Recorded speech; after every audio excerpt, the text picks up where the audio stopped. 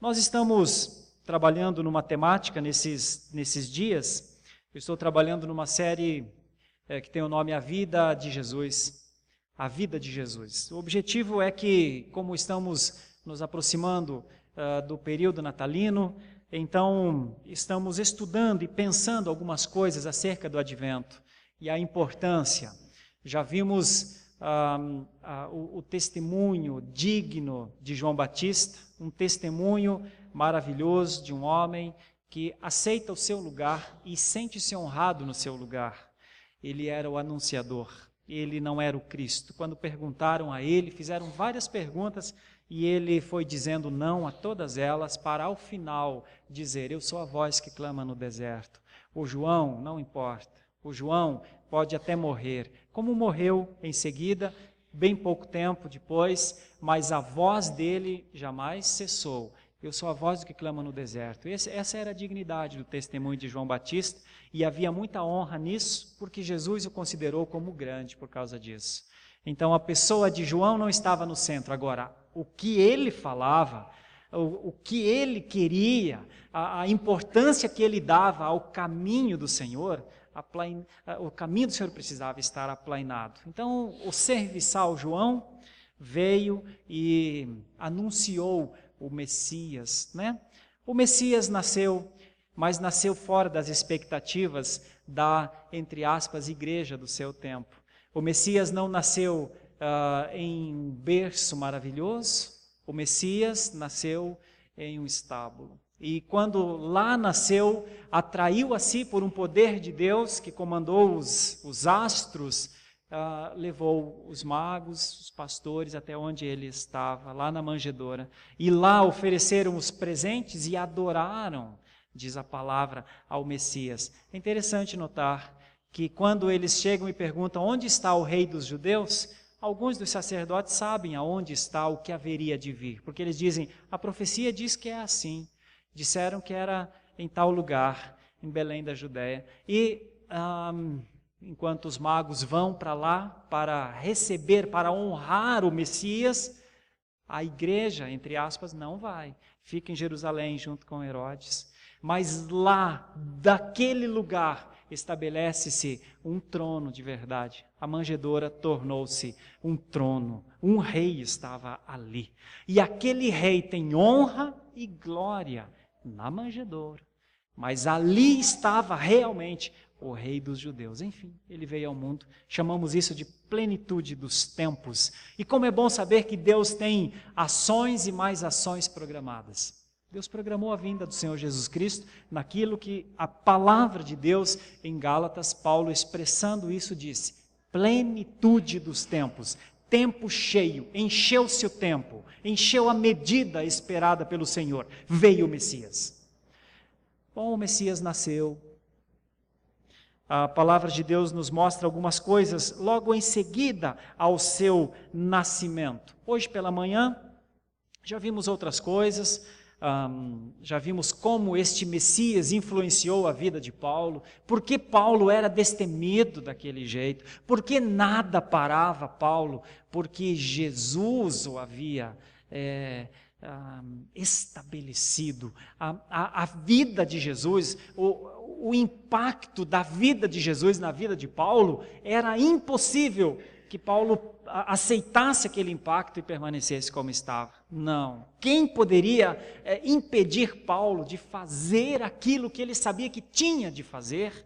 Ninguém. E então Paulo faz as viagens missionárias, planta as igrejas e a forma como Paulo entende as Escrituras e a plantação das igrejas é o que fazemos até hoje, 2000 anos depois, estamos nós aqui, imitando a Paulo porque ele imitou a Cristo, como diz a Escritura. A vida de Jesus tem impactado o mundo, a obra de Jesus tem impactado o mundo de maneira singular. E cada vez que nós vamos nos aproximando do período de Natal, de novo a gente conversa, pensa, ouve muitas coisas acerca do Natal. Hoje pela manhã a nossa meditação teve o tema Um menino, 2 profetas, 3 verdades. E eu quis trazer à igreja nessa manhã o sentido, ou um avanço ainda a mais no sentido do Natal. E disse, muitos não estavam pela manhã, então tenho a oportunidade de ouvir agora, disse que o mundo é cheio de festas e que o Natal se tornou mais uma festa. Disse que em 31 de outubro, parte da população faz um tipo de festa, que é a chamada festa do Halloween, e que 3 meses depois, quase a maioria dos mesmos que comemoraram o Halloween, fazem a festa do Natal. E então, o que tem isso? Qual é a preocupação? Isso é muito estranho. Isso significa que os mesmos que comemoraram a morte, fizeram festas, agora fazem festa para Jesus. E então essa festa do Natal, que parece ser uma coisa muito maravilhosa, é manchada. E é manchada com personagens que colocaram no Natal, com ornamentos que colocaram no Natal. E nós, se não tivermos um senso crítico, nós participamos dessa festa e nos alegramos nessa festa, e muitas vezes o sentido real do Natal nem está na festa. Onde está o Messias? Onde está o Filho de Deus? Onde está o Salvador? Aonde está aquele que Simeão disse para Maria: este menino está destinado tanto à ruína de alguns, quanto ao levantamento de outros em Israel, e será alvo de contradição. Aonde está o menino de Israel no Natal moderno? Onde está aquele que nasceu com uma missão, com uma função, e a missão seria ser o centro do mundo, e que pessoas o amariam e outros o odiariam? Então, no Natal dos nossos dias, Jesus nem precisa estar, não precisa ter o menino de Nazaré, desde que haja a festa, desde que haja o evento, desde que haja férias, desde que haja o encontro das famílias. Ok, nada disso é ruim, férias não é nada ruim, encontro de famílias não é nada ruim, só que usar o pretexto do Natal é bem ruim, porque é um reducionismo do que é o verdadeiro Natal. Então, nesses tempos, nós pensamos também sobre isso e corremos um risco muito sério de escolher uma das duas festas. Ok, nós não queremos o Halloween, mas nós participamos dessa festa glamurosa, dos edifícios cheios de luzes, das cidades iluminadíssimas, mas sem o Messias. Ok, vamos pensar mais para dentro desse texto, pois Simeão disse: este menino, Maria, será alvo de contradições. Este menino, Maria, está destinado para a ruína de alguns e para o levantamento de outros em Israel.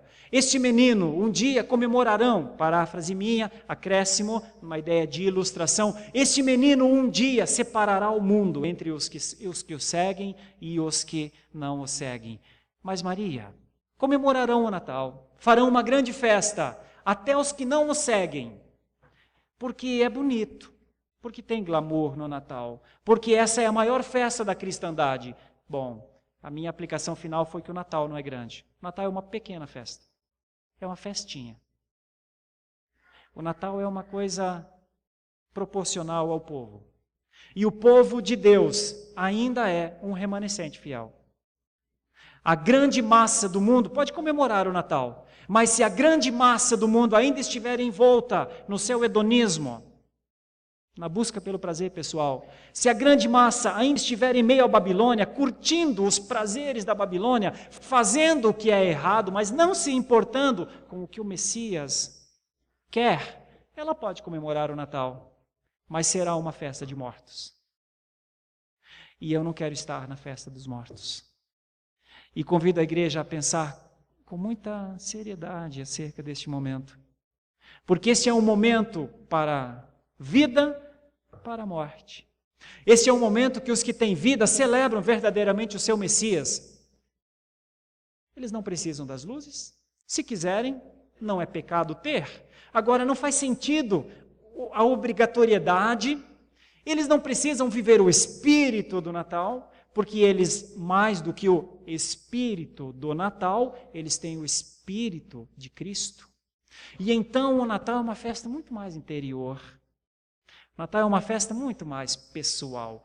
É o agradecimento do cristão, porque verdadeiramente o menino nos nasceu, verdadeiramente um filho se nos deu, verdadeiramente o reino está sobre os seus ombros, verdadeiramente ele seria chamado de Emanuel, verdadeiramente ele estaria nos nossos lares e nos ensinaria. Ok? Quem tem humildade para aprender coisas de um menino? Quem tem humildade para ouvir um menino e das coisas do menino tirar lições para a sua vida? Pois bem, aqui nós temos uma passagem então de Lucas capítulo 2, eu convido você a abrir esse texto, é uma continuidade do que estudamos pela manhã. Lucas capítulo 2, dos versículos 21 para frente, propositadamente eu lerei os versículos 21 para frente até o versículo final, porque eu vou abordar do versículo 41 em diante. Mas eu vou começar com o versículo 21, porque é o contexto todo. Completados 8 dias para ser circuncidado o menino, deram-lhe o nome de Jesus, como lhe chamaram o anjo, antes de ser concebido. Os irmãos lembram, o anjo disse a Maria, e colocará o nome dele Jesus. Também tinha falado a José, que quando Maria achou-se grávida, ele ficou muito preocupado, e o anjo veio e falou ao seu coração, e então ele a aceitou. Passados os dias da purificação deles, segundo a lei de Moisés, levaram-no a Jerusalém para o apresentarem ao Senhor. Esse é o segundo estágio na vida de um menino em Israel. O primeiro estágio era ser circuncidado. Precisaria de algum tempo para falar o contexto exato da palavra circuncisão, mas era literalmente um acordo, um pacto, um corte. Era a oportunidade que os meninos em Israel tinham para firmarem um compromisso, e esse compromisso acontecia aos 8 dias, então, de cada menino, na vida de cada menino. Passados os dias da purificação, porque a mulher precisava, segundo Levíticos 12, ela precisava ficar, se fosse homem, 30 dias, se fosse menina, 60 dias, em purificação. E então, depois desse tempo, levaria-se esta criança até o sacerdote, e ali apresentaria-se uma oferta.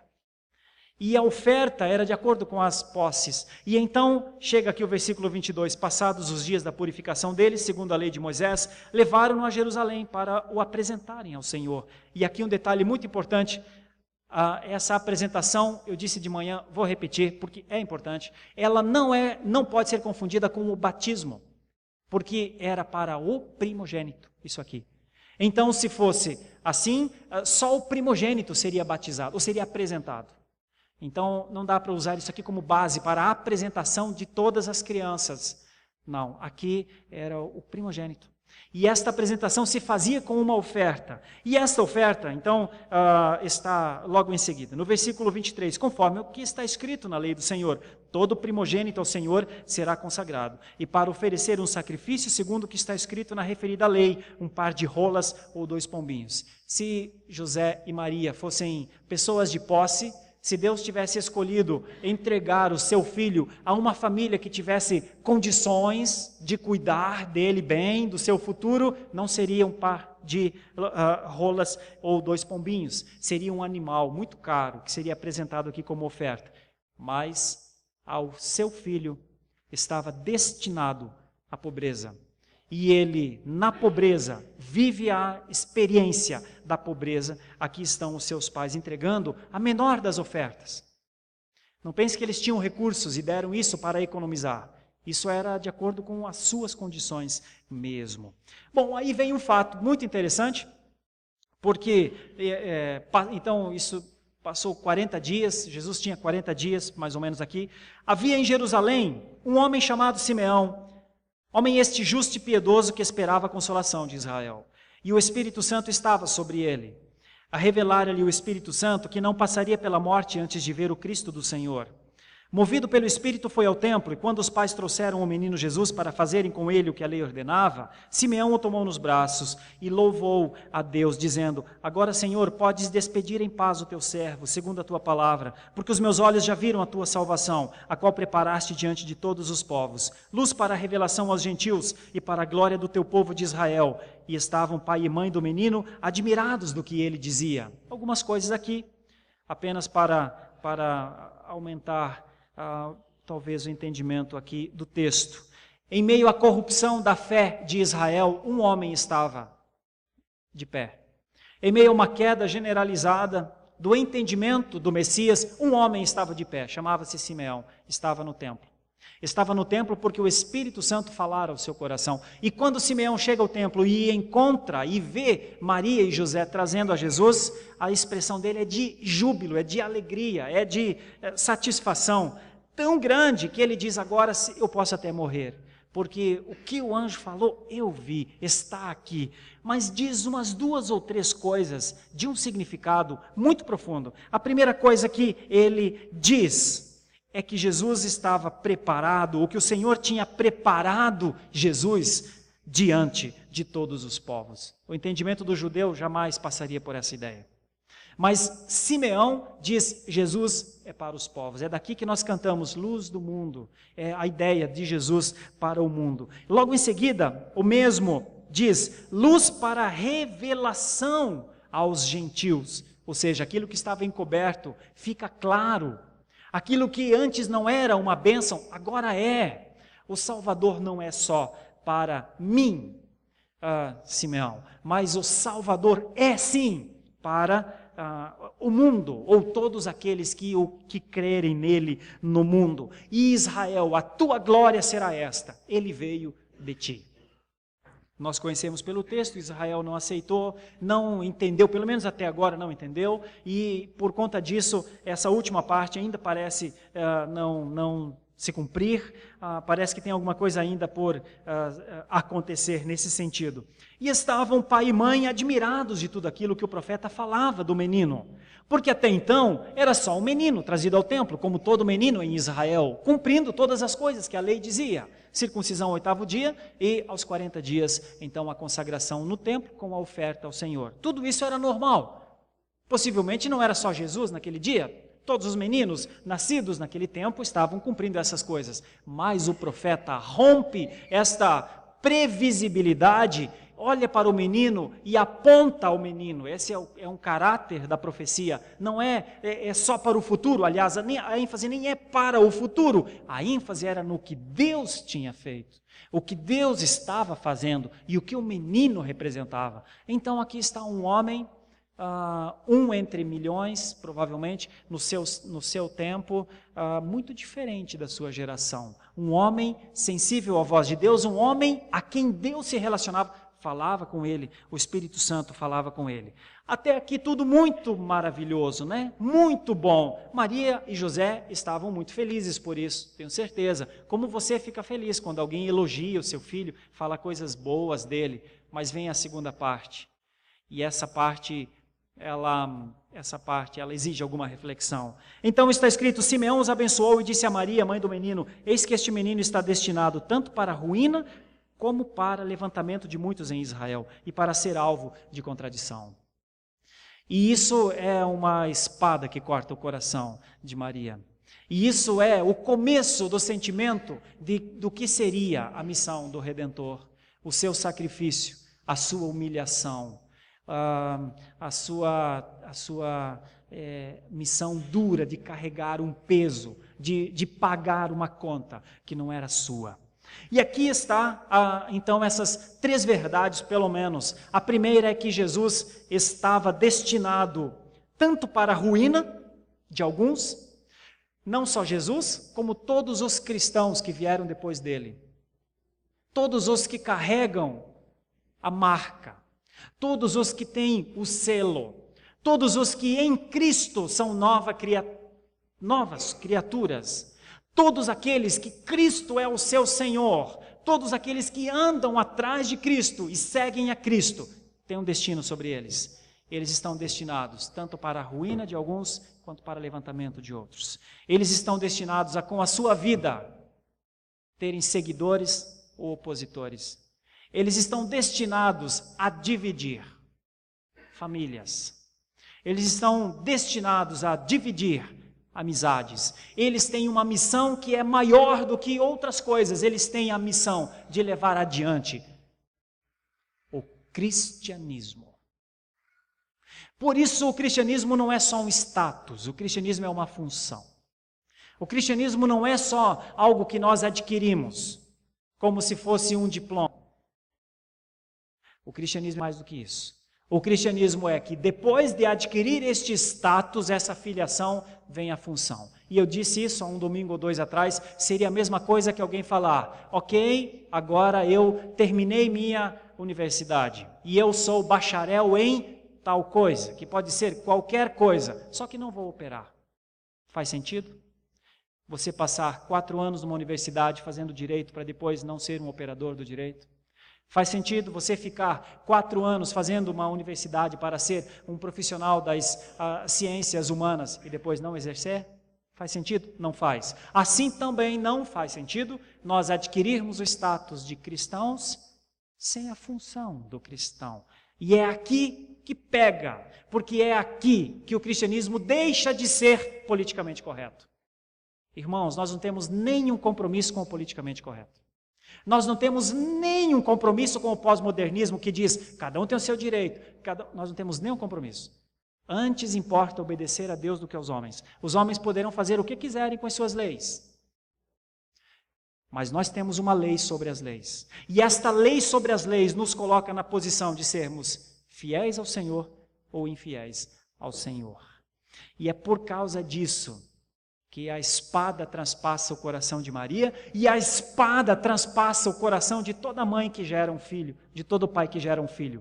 Porque se você fizer a opção de educar o seu filho nos caminhos do Senhor, saiba que ele sempre estará destinado para a ruína de alguns e para o levantamento de outros. E sempre será alvo de contradições, porque uns o amarão e outros o odiarão. Agora, se nós criamos um filho para Deus, então nós entendemos que essa é a missão dele, como é a nossa missão. Até agora, esta é a missão dele. Agora, se nós criamos um filho para o mundo, então não temos compromisso com essa missão aqui. Então criemos e deixemos que o mundo o eduque e faça o que quiser com ele. Você cria filhos para quem?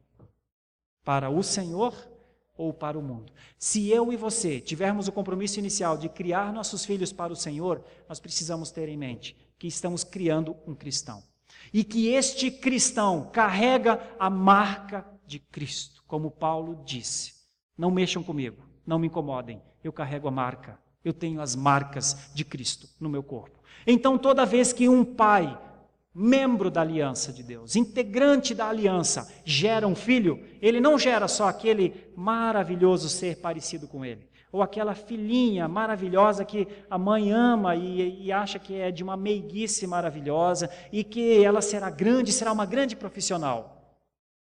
Reducionismo enorme do entendimento da missão. Nós geramos filhos da aliança. Nós não geramos bons profissionais para o futuro. Ok, eles podem até ser, mas esse não é o ponto principal da sua vida como pai, da minha vida como pai ou como mãe. Nós geramos aqueles que serão o que nós somos. É a nossa expectativa, a nossa luta. E por isso ensinamos as crianças desde cedo. E por isso lutamos e sofremos com elas quando identificamos falha de caráter na vida deles. Porque nós queríamos muito que o caráter deles não fosse um caráter volúvel, mas fosse um caráter que se assemelhasse ao de Cristo.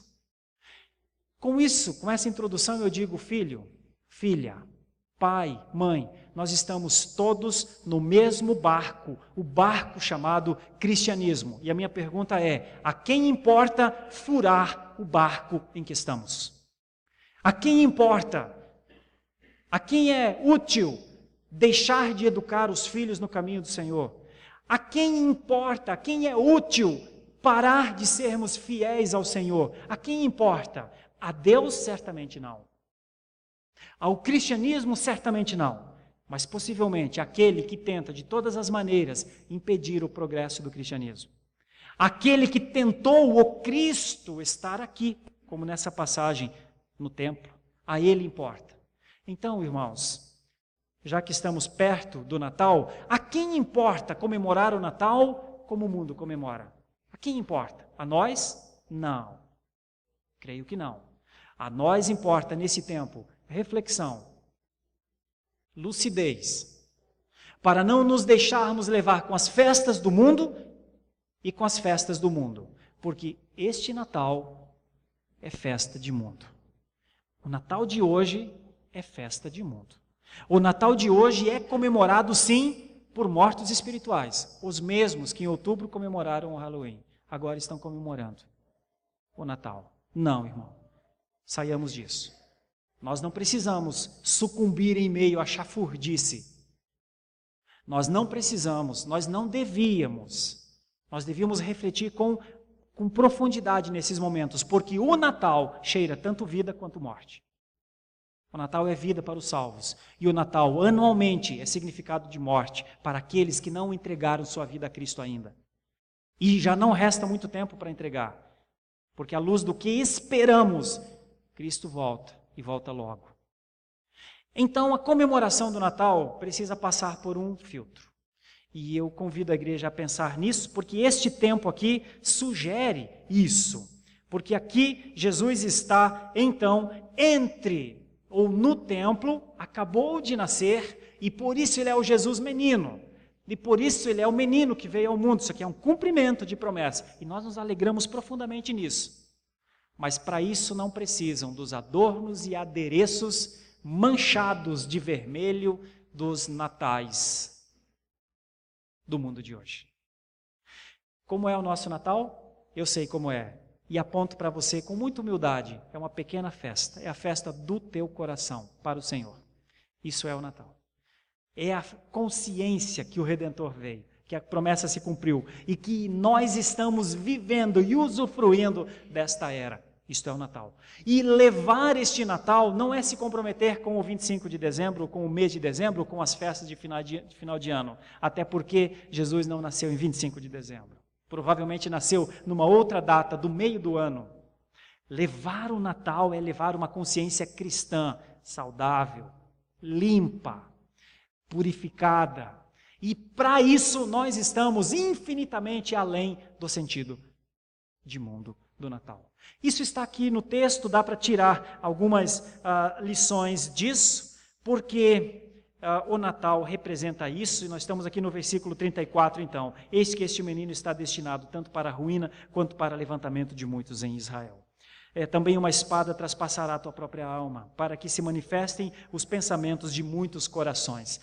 A outra parte, a outra profetisa que estava no templo, havia uma profetisa chamada Ana, de Fanuel, filha de Fanuel, da tribo de Asser, avançada em dias, que vivera com seu marido 7 anos, desde que se casara, e que era viúva de 84 anos. Esta não deixava o templo, mas adorava noite e dia em jejuns e orações. E chegando naquela hora, dava graças a Deus e falava a respeito do menino a todos os que esperavam a redenção de Jerusalém.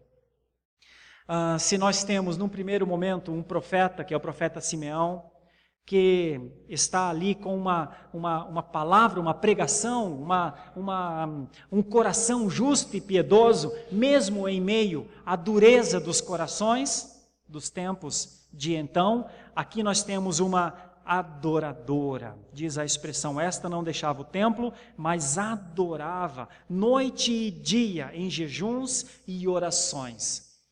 Um pregador e uma adoradora estão esperando o Messias. Estes 2 profetas são os primeiros a compreender as grandes verdades. E por isso ela anunciava, e por isso, conforme diz aqui o texto, ela dava graças a Deus. É como se ela falasse com Deus e falasse com a sua geração. O Cristo ali no templo produzia tanto em Simeão quanto em Ana uma gratidão ao Senhor e ao mesmo tempo um testemunho à sua geração, às pessoas que estavam ali.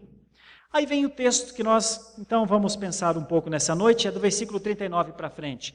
Cumpridas todas as ordenanças segundo a lei do Senhor, voltaram para a Galiléia, para a sua cidade de Nazaré.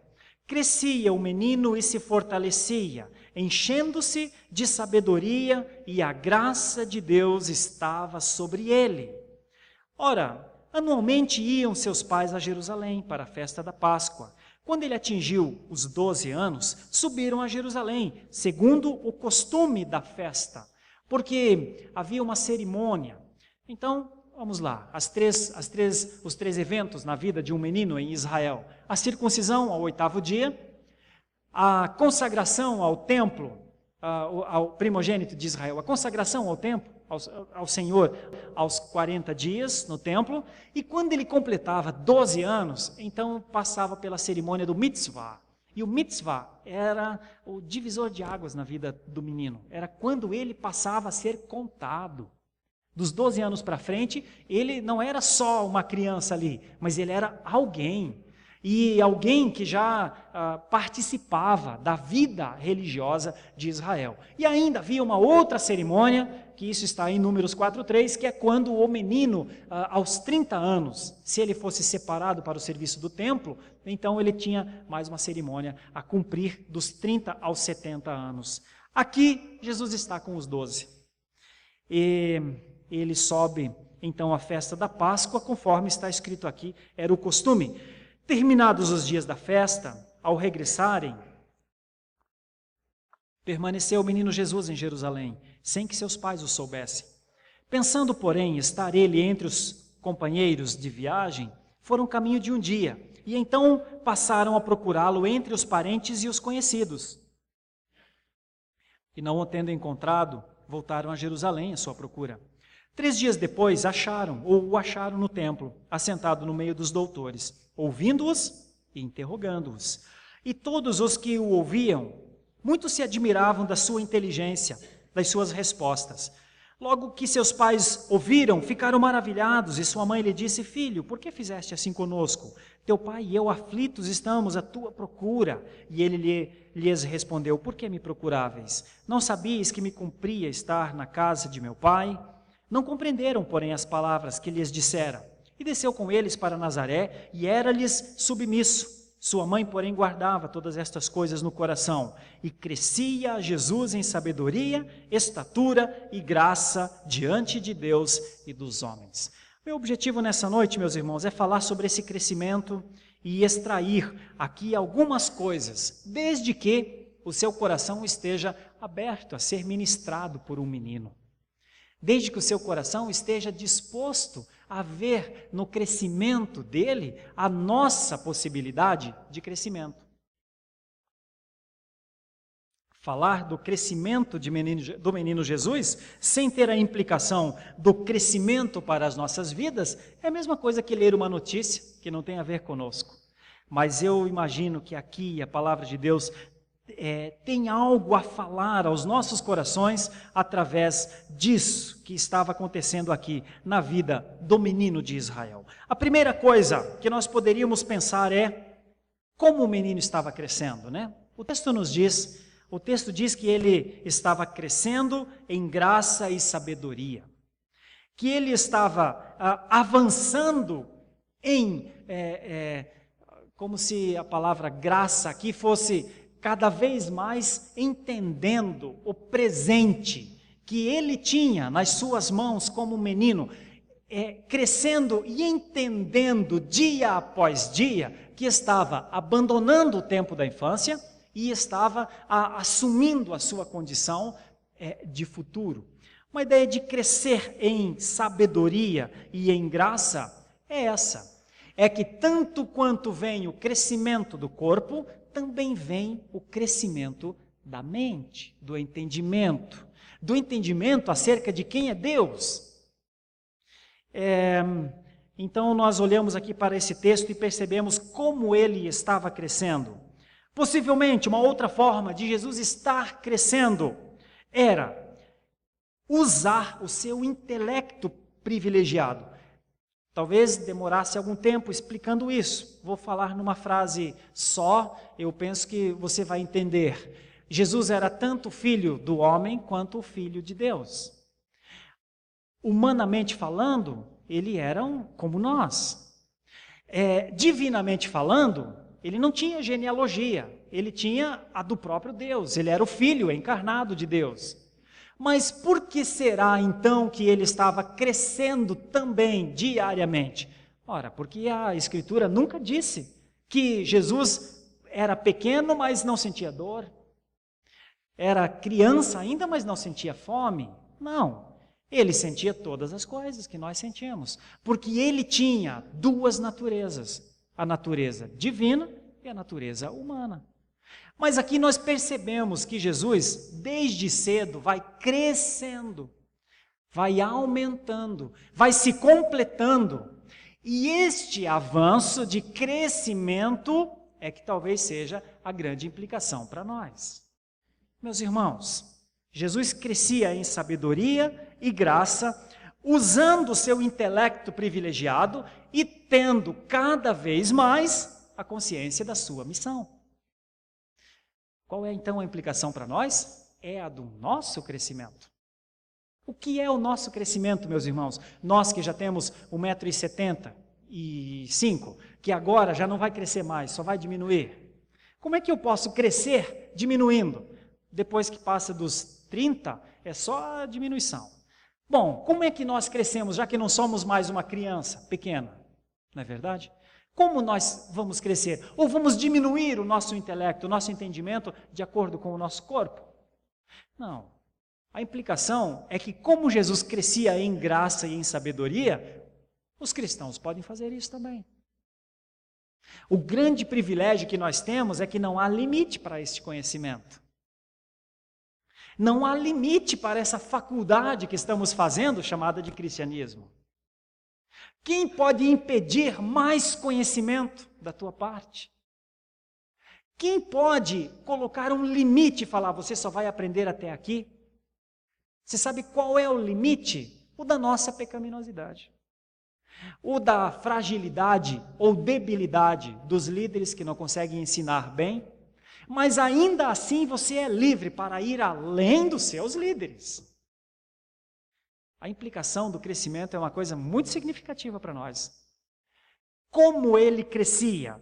Crescia em sabedoria, crescia em graça, crescia no uso dos seus conhecimentos e crescia tomando consciência da sua missão. Como ele crescia, eu e você somos chamados a crescer. Meus irmãos, o terreno eu sei que é difícil, as lutas são grandes, mas eu e você somos chamados a cuidar das coisas do nosso Pai. Como é que Jesus se defende quando José e Maria reclamam daquela traquinagem que ele fez, entre aspas, né? Reclamam, filho, por que fizeste isso conosco? Ficamos preocupados contigo. Jesus responde de maneira simples, mas extremamente objetiva, dizendo, por que estão preocupados? Vocês não sabem que cabe a mim cuidar das coisas do meu Pai? Agora deixa eu explicar isso. É como se Jesus estivesse dizendo, mãe, como é que eu fui gerado, mãe? Mãe, você não sabe, mãe. Você não sabe, o anjo não lhe falou, mãe. Mãe, você não sabe quem eu sou, mãe. Por que está preocupada comigo? Eu estou fazendo o que eu tenho de fazer. Eu estou fazendo o que o meu Pai me chamou para fazer. Isso é consciência de missão. Aí você poderia dizer, mas é que ele era Jesus. Irmãos, ele era Jesus, como um menino de 12 anos, que não fala para sua mãe, mãe, eu não quero assustar a senhora, mas eu preciso ir lá falar aos doutores. Então, fique tranquila. Não, ele é um menino que não fala para a mãe. Ou que no meio da situação, José e Maria, sem entenderem direito, provavelmente, José achou que Jesus estivesse com Maria. E como as mulheres saíam um pouco antes para voltar de Jerusalém, porque caminhavam mais devagar, talvez José tivesse pensado, meu filho foi com a mãe. Mas quando eles se encontraram a uma caminhada de um dia, ou um pouco mais, 3 dias de Jerusalém, quando eles se encontraram, um perguntou para o outro, cadê Jesus? Não estava contigo? Não, não estava. Eu pensei que estivesse contigo. Meu Deus, o que esse menino fez, né? E então, voltam desesperadamente para Jerusalém. Ele é esse menino. Isso é a humanidade dele. Ele era este menino da sua época. Nós não podemos dizer, não tem implicação para mim, porque ele era Jesus, por isso ele fazia essas coisas. Olha, a maior implicação que tem é que as coisas que Jesus fazia, elas recaem sobre nós. A maneira como Jesus vivia é a maneira que nós almejamos viver. As instruções que Jesus deu, primeiramente foram vividas por ele. É importante que nós saibamos que o Evangelho, antes de ser escrito, foi vivido. O cristianismo, antes de ser sistematizado, foi vivido. Foi vivido por ele. Foi vivido por ele, por isso nós o chamamos de o mestre menino. 12 anos. Sabe o que acontece? É que os doutores estavam admirados da forma como ele vivia. Mas muitas vezes a igreja não se admira da forma como Jesus vivia. Fazendo o quê? Crescendo. Crescendo em graça, em sabedoria, no uso das suas faculdades mentais, tomando consciência da sua missão, cuidando das coisas do Pai. Quem é o seu Pai? Não é Deus? O nosso Pai não é Deus? Ok, é Deus. A nós não importa cuidar das coisas do nosso Pai? Se a nós importa seguir os passos de Jesus, se a nós importa cuidar das coisas do nosso Pai, então como podemos ser infiéis na hora do dízimo, da oferta? Se a nós importa cuidar das coisas do nosso Pai, então como podemos ser pais e mães negligentes dentro de casa? Se a nós importa cuidar das coisas do nosso Pai, então como comemoramos o Natal como se fosse só mais uma festa popular? Se a nós importa cuidar das coisas do nosso Pai, entre as coisas do nosso Pai, foi dito que Ele deixou-nos nesta terra com uma missão a cumprir. Se eu não estiver enganado, isso não foi rompido ainda. O texto de Mateus 28, toda autoridade me foi dada no céu e na terra, indo, porém, fazei discípulos em todas as nações, ensinando a guardar as coisas que vosso Pai ensinou. Olha, se eu não estiver enganado, isso não cessou. Olha, se estamos ou se devemos, se é certo, cuidar das coisas do nosso Pai, como podemos deixar de fazer discípulos? Como? Como? É por isso que é necessário muita humildade para aprender com esse menino. É necessário muita humildade para nos despojar dos nossos entendimentos intelectuais, para aprender com o menino que se assenta na roda dos doutores e ali dá as respostas acerca do seu Pai. Na interrogação que é feita a ele, as respostas convencem, e vocês podem ter certeza, este menino também interrogava os doutores. Por quê, queridos irmãos e irmãs? Porque era um menino em crescimento. Como ele poderia dialogar com os doutores se ele não soubesse das coisas do seu Pai? Se não tinha prioridade nas coisas do seu Pai? Como ele poderia dialogar com os doutores se o máximo da vida dele fosse aprender o ofício do seu pai, que era ser o carpinteiro em Nazaré? Não, aqui nós temos um como muito forte. Como ele crescia? Ele crescia assim, em graça, sabedoria, usando o entendimento. Mais do que isso, para cuidar das coisas do seu Pai, ele precisava tomar a consciência da sua missão e o fez dessa maneira. Tem uma coisa interessante. Todos gostam de se admirar da precocidade das crianças, pois não causa ameaça a ninguém. Que ameaça aquele menino de 12 anos faria, aqueles grandes doutores da lei, não é verdade? Porém, anos mais tarde, quando ele voltou a Jerusalém, já não estavam dispostos a escutar e beber da sabedoria do menino de Nazaré. Porque quando ele volta, 30 anos depois, ele volta para ser o alvo de contradições. Ele volta para destinar alguns para a ruína e outros para levantamento. Mas aqui ele é criança.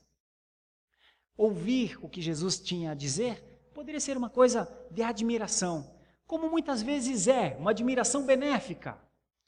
Ver uma criança nossa, um filho nosso, dar bons passos de fé. Um passo de fé muito simples, mas eu vi uma criança fazer. Um pai estava tentando fazer um e-mail para uma criança de 10 anos. Estava tentando fazer. Quem já fez e-mail ou faz e-mail, precisa fazer e-mail para criança, talvez vá se deparar também com essa situação. Bom, alguns provedores de e-mail, a criança tem que ter 12 anos para ter e-mail. Se não tiver 12 anos, não pode ter e-mail. E aí o pai foi fazer o e-mail para ela e colocou a idade dela e ela só tem 10 anos. E então, não deu. O provedor disse, não pode fazer e-mail abaixo dessa idade. Aí talvez o pai tenha pensado, meu filho, a gente coloca uma outra data de aniversário. Diz que você nasceu em outro ano. Mas a criança fala, não pai, a gente não pode mentir, prefiro ficar sem e-mail. Ok, é muito simples, mas é um ato de fé. É um ato de preocupação, é dizer, não, se eu tenho que mentir para ter um e-mail, então não quero ter e-mail não, pai. É assim que as coisas acontecem. Um pai se alegra muito numa atitude assim, de uma criança, mas de repente, dali a pouco, essa mesma criança o envergonha. Nós nos admiramos com as coisas bonitas dos nossos filhos. Ok, talvez os doutores estivessem admirados com as coisas bonitas de Jesus. Mas Jesus não só crescia dessa maneira. O que Jesus tinha, que estava além da admiração dos doutores, é que ele tinha Deus como prioridade. É por isso que ele dá aquela resposta a Maria. Mãe, o que é mais importante para mim, mãe? Irmãos, é ou não é que nós precisamos estar sempre vendo com os nossos filhos o que é mais importante para eles? Pais, nós nos preocupamos com os nossos filhos acerca do que é mais importante para eles, ou do que ocupa o coração deles. Pai, você sabe o que ocupa o coração do seu filho? Você sabe quais são os seus planos, seus desejos? Querido pai, querida mãe, o que está no coração do seu filho o levará para perto de Deus? Nós, pais, sabemos o que está no coração dos nossos filhos? Pela convivência, pelo dia a dia com eles, pelo ensino. O que foi a surpresa de Maria? A surpresa de Maria foi que o coração de Jesus tinha mais de Deus do que o que ela pensava. Agora, você ficaria muito feliz de saber que no coração do seu filho tem mais de Deus do que você pensava, não é verdade? Eu sei que sim, mas e se for o contrário? E se for o contrário? E se você precisar ou esperar que o seu filho dê demonstrações de quem cresce em graça, sabedoria e conhecimento, usa o seu intelecto da melhor maneira possível, você precisava que ele tivesse uma consciência de uma missão. O seu filho é um cristãozinho. Você precisava disso porque você é um cristão assim. Mas você começa a ver o seu comportamento e o comportamento dele é para vir à igreja uma luta, para ler a Bíblia 2 lutas, para orar e dar bons testemunhos, luta perdida. Você gosta? Você não vai gostar também. Então, a minha implicação aqui no meio desse texto é, pai, procura conhecer o coração do teu filho. Procura saber o que se passa dentro dele. Procura saber se o que está no coração dele será o instrumento que o salvará no futuro, a fé. Ou se o coração dele está vazio de fé e está cheio dos sonhos que muitas vezes nós pais colocamos no coração dos nossos filhos. Sabe o que vai acontecer? O filho vai crescer, vai se parecer, porque como ele cresce a gente pensa, não, cresceu, mas ele também cresceu de cabeça, cresceu a cabeça está boa. E lá na frente vai ver as cabeçadas que o filho dá, vai sofrer com ele, vai chorar por ele, vai lamentar os anos. Meus irmãos, o pai faz bem em procurar conhecer o coração do filho. Para Maria foi uma surpresa positiva. Mas pensemos, o que é mais fácil de acontecer nos nossos dias? Surpresas positivas ou surpresas negativas? Uma última ideia nessa linha aqui, Jesus tinha Deus como prioridade. Jesus estava crescendo e uma das evidências do seu crescimento, entre outras coisas, era a submissão aos pais. Esse fato se destaca porque a palavra de Deus diz que desceram eles para Nazaré e a expressão é, e era-lhes submisso. Irmãos, uma das evidências de que nossos filhos estão caminhando ou trilhando os trilhos de Jesus é se eles são submissos. Talvez alguns pais adorariam, gostariam, têm alegria em ver que o filho é muito líder, muito opiniático, diziam nos tempos antigos. Há um limite para isso, é o da submissão. Alguns ficam muito felizes de ver uma enorme proatividade nos filhos. Veja se ele lhe obedece quando você diz só até aqui. Veja se ele lhe ouve quando você diz, filho, entrega o teu caminho ao Senhor. Vê se ele lhe ouve. Quando você diz, filho, importa considerar os outros superiores a ti. Vê se ele é submisso quando você o orienta no caminho e ele lhe segue. Aqui nós temos, então, uma criança submissa a Deus e aos pais. E ainda uma outra ideia dentro desse crescimento de Jesus é que parece ficar claro que Jesus aguardava o tempo certo. Irmãos, isso também tem uma aplicação para os jovens e para os adolescentes, que é aguardar o tempo certo. O que entre todas essas coisas que Jesus nos ensina, na sua meninice ainda, com 12 anos de idade, foi que era um menino que era submisso aos pais e que aguardava aquele que seria o tempo dele. É por isso que Lucas encerra essa perícope com as mesmas palavras que iniciou. Lá em cima dizia, e ele crescia de tal maneira, e no versículo 52, nós vemos a mesma forma de Jesus continuar a crescendo, a forma de Lucas falar. As expressões, então, crescer, que significa ultrapassar, como aquela ideia de estirar um ferro com martelo. O ferreiro, ele tem um, vamos dizer que ele queira fazer uma espada, e ele tem um pedaço de uma substância informe, e ele coloca aquele ferro em cima do fogo e começa a bater. E aquele ferro amarelo, incandescente, sendo batido, vai tomando a forma. É mais ou menos essa a ideia. Jesus crescia, tudo estava dentro dele, mas isso estava sendo alargado, esticado. Essa é a ideia por trás aqui do crescimento, do avançar, do fazer progresso. A vida de Jesus estava tendo este progresso. A outra palavra é a palavra sabedoria, né? Sofia, sabedoria, que seria inteligência ampla, completa, uso do conhecimento, o querer o conhecer. O que tinha em Jesus era vamos dizer, uma santa curiosidade, uma busca por entender cada vez mais acerca de quem era o Senhor, uma inteligência fervilhante. Isso tem a ver com a Sofia, o crescimento dele. E ainda, por último, essa ideia da graça. De novo, outra coisa fundamental. Nós gostamos de ver nossos filhos bem e oramos para que eles sejam muito bem sucedidos. Irmãos, nós devíamos nos preocupar com o crescimento em graça dos nossos filhos. A expressão graça é bonita, tem coisas para a gente pensar. Aquilo que gera alegria, deleite, prazer, doçura, amabilidade, boa vontade, misericórdia. Essas coisas estavam em Jesus devido à graça. Irmãos, se nós estamos chegando perto do período de Natal e estamos vendo as comemorações de todos os lados, nós deveríamos buscar que os nossos filhos comemorassem o Natal pelo motivo certo. E que os nossos filhos não trouxessem para dentro de casa apenas um conceito extremamente reduzido do que é essa festa, e nós nos contentássemos com isso porque eles não estão nas festas de morte, ou não estão nas festas mundanas, e achássemos que isso já é suficiente.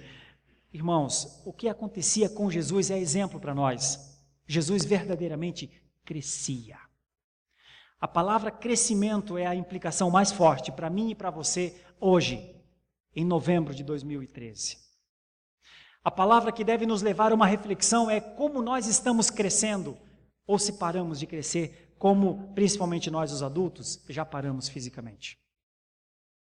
A palavra mais forte desse menino é esta: ele crescia. E eu cresço. Ele crescia e se aperfeiçoava. E eu cresço e estou sendo aperfeiçoado. Por fim, para que então ele crescia? Qual era o objetivo desse crescimento? O objetivo desse crescimento não está aqui no texto, mas está na Bíblia como um todo, e nós podemos extrair de pelo menos 5 versículos para que o Senhor Jesus crescia. Em João 1,14, você não precisa abrir, mas está escrito lá: o Verbo se fez carne, habitou entre nós, cheio de graça e de verdade, e vimos a sua glória, glória como o unigênito do Pai. Ou seja, Deus e homem na pessoa de Jesus. Para que ele crescia? Por que foram necessários estes passos todos que eu citei aqui? Porque foi necessário que Jesus, desde cedo, mas desde cedo mesmo, crescia em graça e sabedoria, usava o intelecto privilegiado que tinha, tomava cada vez mais consciência da missão, cuidava das coisas do seu Pai, tinha Deus como prioridade, era submisso a Deus e aos pais, aguardava o tempo certo do seu ministério. Ok, para que tudo isso? Porque o Verbo se fez carne, habitou entre nós, cheio de graça e de verdade, e vimos a sua glória, glória como o unigênito do Pai. Um texto bíblico logo à frente, dito por Paulo à igreja de Éfeso, foi dito dessa maneira: atendei por vós e por todo o rebanho sobre o qual o Espírito Santo vos constituiu bispos, para pastoreardes a igreja de Deus, a qual ele comprou com o seu próprio sangue. Para que o Senhor Jesus Cristo crescia dessa maneira? Crescia para, quando adulto, fundamentar uma igreja a partir do seu próprio sangue. Ou seja, Deus sangraria através da vida e obra deste menino. Mais à frente, Paulo falando aos Coríntios também diz: nele, sabedoria que nenhum dos poderosos deste mundo ou deste século conheceu. Porque se a tivessem conhecido, jamais teriam crucificado o Senhor da glória. Ou seja, em Cristo, a experiência da morte para que nele fôssemos vivificados. Por que ele crescia, meus irmãos? Para morrer. Por que ele crescia daquela maneira? Pelo foco, pela missão que ele tinha. Comentando uma situação relacionada à cura de um paralítico, Mateus afirma que além de curar a pessoa, perdoava pecados. Por que ele crescia? E por que ele cresceu tanto? E por que ele impressionava tanto, ainda enquanto jovenzinho, para ser aquele que perdoaria pecados, os nossos pecados? Para os escribas isso era uma blasfêmia, porque somente Deus perdoa pecados. Como um homem poderia afirmar isso? Para Jesus, a maldade dos seus corações os impedia de ver o óbvio. Ele era Deus. E para que soubessem que o Filho do Homem tinha autoridade para perdoar pecados, ordenou ao paralítico para que tomasse a sua maca e andasse. E as multidões glorificavam a Deus na pessoa do seu Filho, ilimitado em conhecimento e poder. Implicações do conhecimento de Cristo para nós é que ele crescia de uma maneira muito especial, porque ele tinha um ministério muito especial. Implicação para a igreja moderna: crescer de maneira especial, como Cristo cresceu, porque ela tem uma missão muito especial. É o status e a função. Como aplicação final, meus irmãos, concluindo esse pensamento acerca deste texto, eu vou dirigir uma palavra aos jovens. Todos os jovens deveriam moldar as suas vidas ao estilo da juventude de Jesus. Especialmente sua obediência a Deus e sua submissão aos pais. Jovem, tem duas maneiras de você mostrar que está crescendo. Talvez haja muitas outras maneiras, mas não perca de vista essas duas maneiras. Há duas maneiras para você mostrar que está em crescimento e que não está parado no tempo. A primeira é ser alguém que ouve a Deus. E a segunda, ser alguém que ouve a seus pais. A sua honra e a sua maioridade e a sua garantia de ser uma pessoa inteligente não está no confronto a seus pais. Mais sábio é aquele filho que ouve o pai. E eu caminharia para um estágio ainda maior. Não tem data para acabar a submissão aos pais. Não tem data para acabar a honra aos pais. Não tem ano para que você diga, hoje sou maduro como meu pai e minha mãe e vou discutir com ele conhecimentos gerais. A honra vai até o último dia. Uma vez eu tive uma séria dificuldade, era seminarista, talvez tenha contado isso aqui já. E um pastor estava justificando porque o seu filho não ia mais à igreja e nem cristão era mais. E então ele disse, fiz tudo o que me cabia. Até os 18 eu o levei para a igreja, mas agora ele tem mais de 18 anos, agora ele é livre para fazer o que quiser. E eu não pude concordar com essa visão. Porque o pai ensina o seu filho até o último dia como pai. Ele pode fazer com que a sua relação seja muito amigável, mas ele ainda é pai. Até o último dia, ele tem a prerrogativa final. Ele é pai. Então, um pai não abandona o seu filho porque ele tem 18 anos, para que ele escolha a sua salvação ou a sua morte. Não abandona nunca. Uma mãe não abandona nunca. E eu quis dizer que a maioridade civil e legal não é ilegal, não é condicionante para a liberdade na escolha da fé. Um pai crente luta com um filho descrente até o último dia, por fidelidade ao Senhor. Não abandona, não larga de jeito nenhum, mesmo que ele não aceite, mas não larga. E o filho deveria levar em conta essas duas coisas. A melhor maneira de demonstrar crescimento vem pela obediência ao Senhor e pela submissão aos pais. Aqui está Jesus, verdadeiro homem e verdadeiro Deus.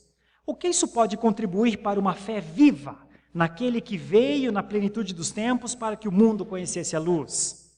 O que aprender com José e Maria, que desde cedo o levam ao templo, o circuncidam e o consagram? Então aqui uma mensagem aos pais, né?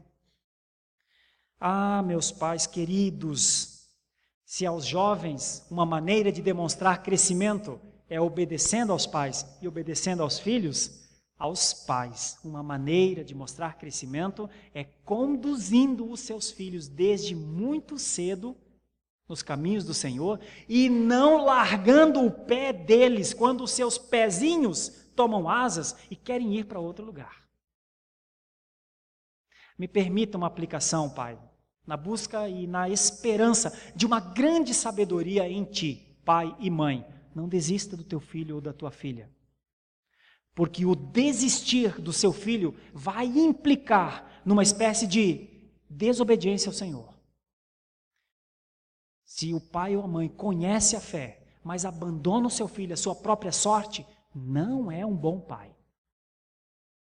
Se o pai ou a mãe confessou o Senhor Jesus Cristo como seu Salvador, é salvo em Jesus, mas tem dúvida sobre a salvação do seu filho e o largou, está no pontinho ótimo de receber uma disciplina de Deus.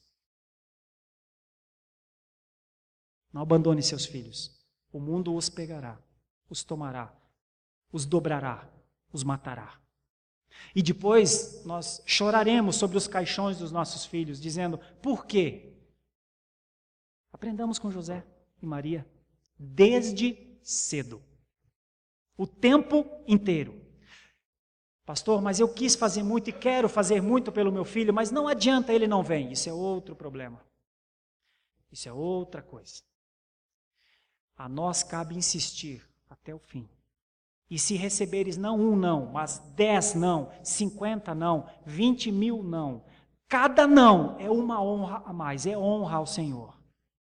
Cada não, cada resposta negativa, cada afronta, há de ser visto pelo Senhor como alguém que se importou com o Senhor. Porque Jesus cuidava das coisas do seu Pai. E nós, os pais, precisamos cuidar das coisas do nosso Pai. E uma maneira de cuidar das coisas do nosso Pai é cuidando bem da nossa casa. Então tem uma aplicação séria aqui. Irmãos, eu falo isso porque eu tenho visto pais desistirem dos seus filhos, achando que agora eles são livres. Não são, não. Na fé não há limite para a liberdade.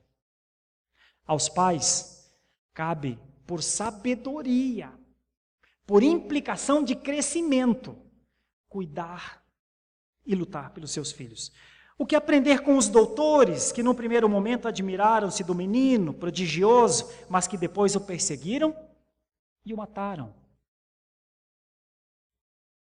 O que aprender com o remanescente fiel, que esperava pacientemente pela redenção, como Simeão, como Ana.